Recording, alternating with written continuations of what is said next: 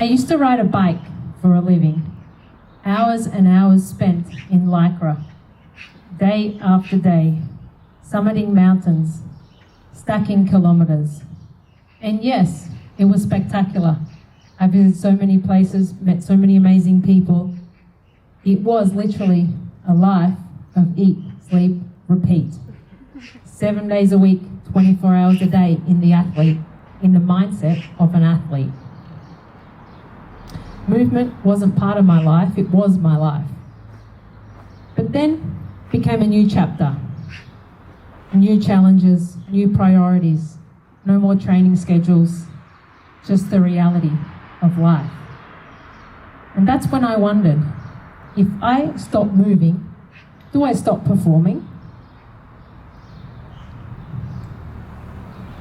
I no longer get paid to move. No training schedules tapped to the fridge, no nutritionist tracking every meal,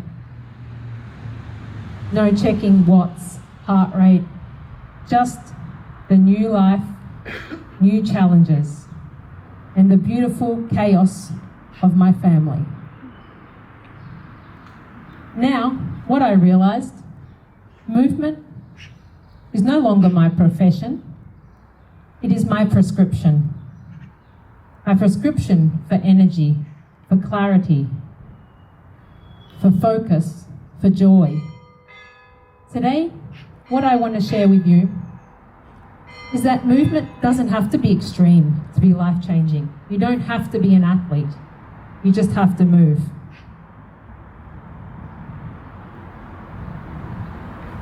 After professional sport, I thought, great, now I'll take a break, put my feet up on the sofa and relax. But hey, that's difficult when your brain is wired to go. But then after a while it started to sink in. The mental fatigue, the problems becoming like mountains, the stress creeping in. Things were not as smooth and easy as they used to be when I was just an athlete. Then I got thinking, when I move, I'm more like myself. Carla comes out. My husband actually reminded me back in that moment. He said, you're not the same anymore as you were when you're an athlete. Something's missing. And that's when I realised movement become less about performance now and more about present. Being present in the moment.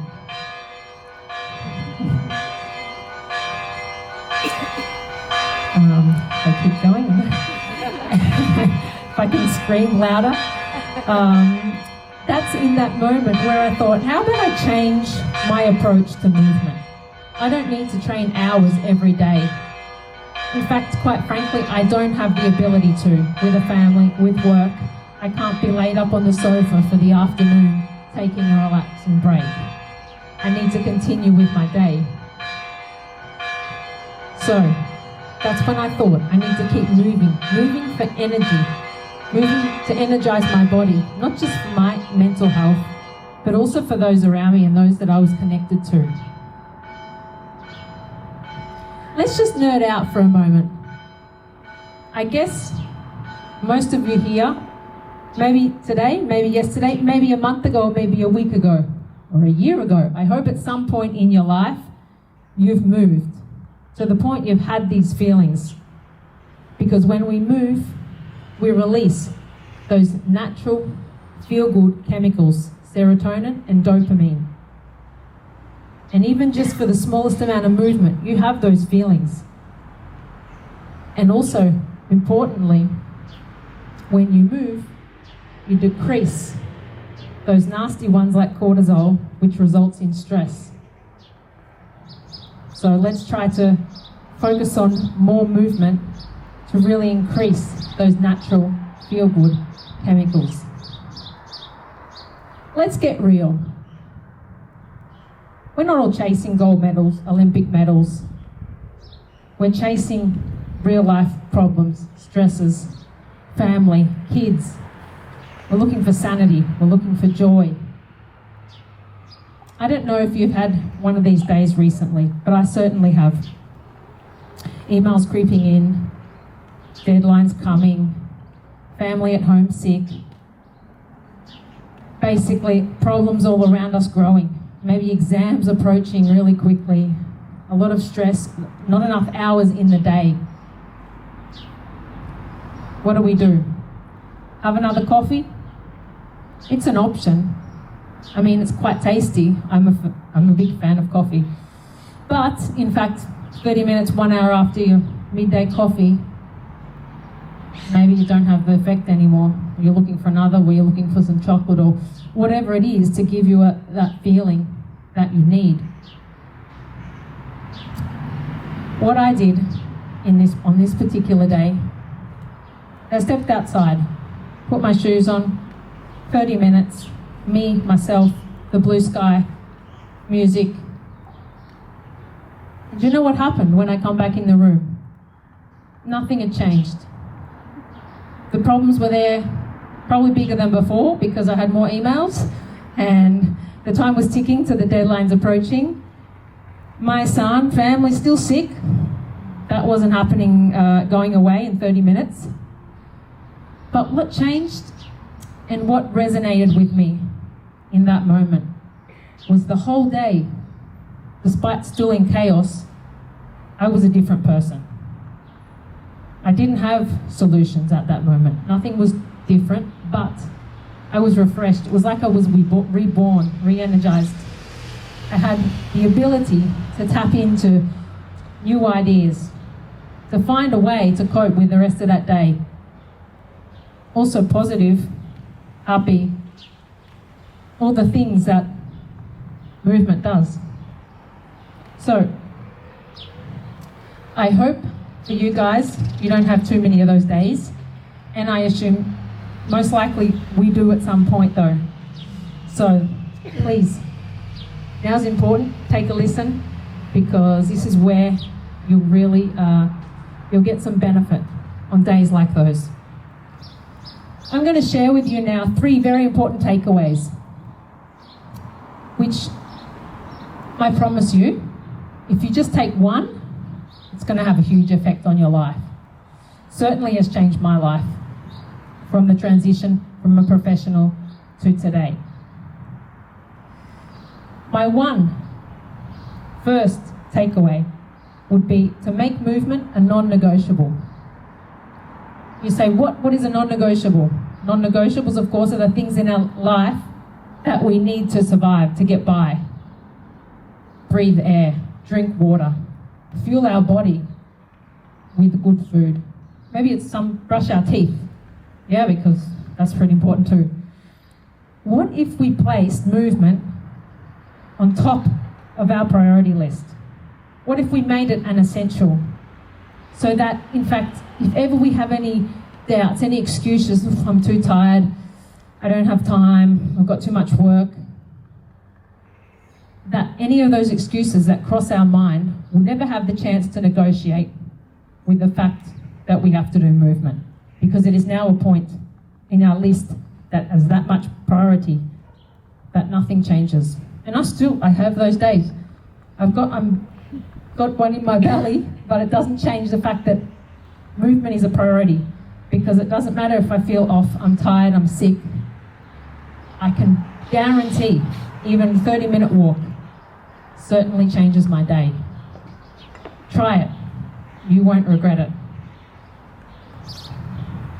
The second takeaway that I want to share with you is simply that, moving on from the first, is a 30-minute rule. It doesn't have to be more than 30 minutes. The truth is, we have 24 hours in a day. What does that mean? We have 48 chances to take a 30-minute break. And I'm sure if you think about it, at the end of the day, you're watching another serial, you're watching a bit of extra of that movie, you're scrolling on Instagram, maybe you get up in the morning early to scroll on Instagram or lunch break. There is no doubt that you can find 30 minutes. If you compress all those moments into the day, you can find a 30-minute block to move.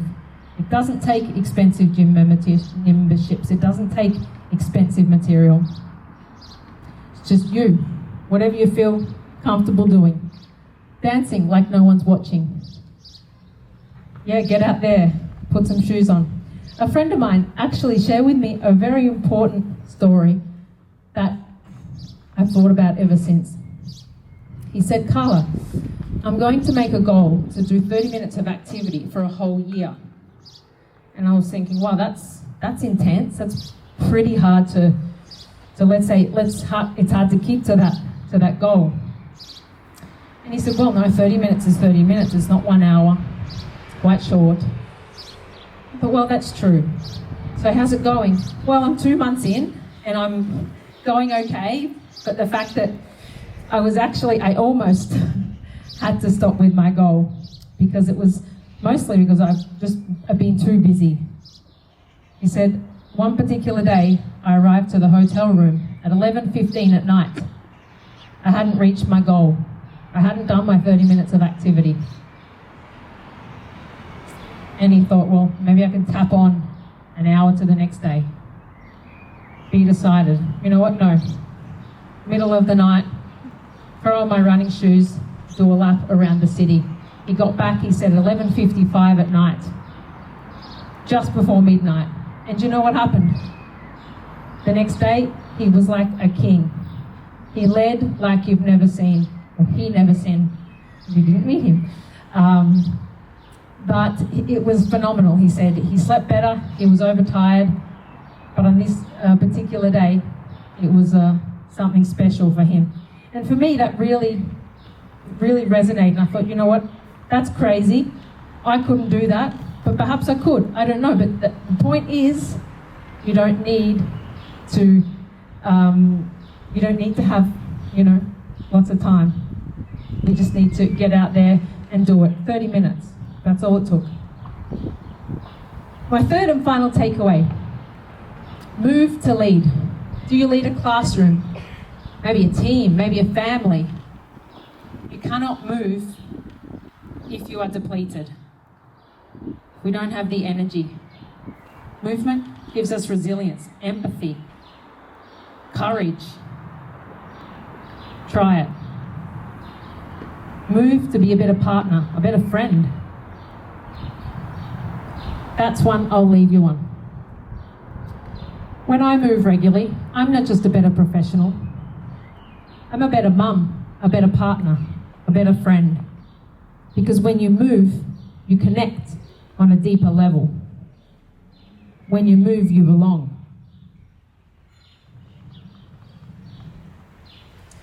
One more important thing, and we'll get back to the problems and the solutions before we finish up here, because obviously we all have problems, and like I said, we all have chaos around us. And you won't find the answers. I won't. I'm still not. But whenever you move, you'll find a way. It'll become easier, and everything will flow.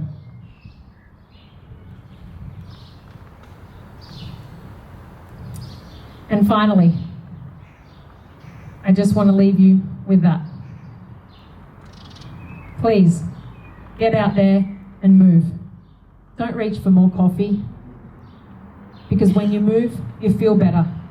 And when you feel better, you can do anything with ease. Thank you very much.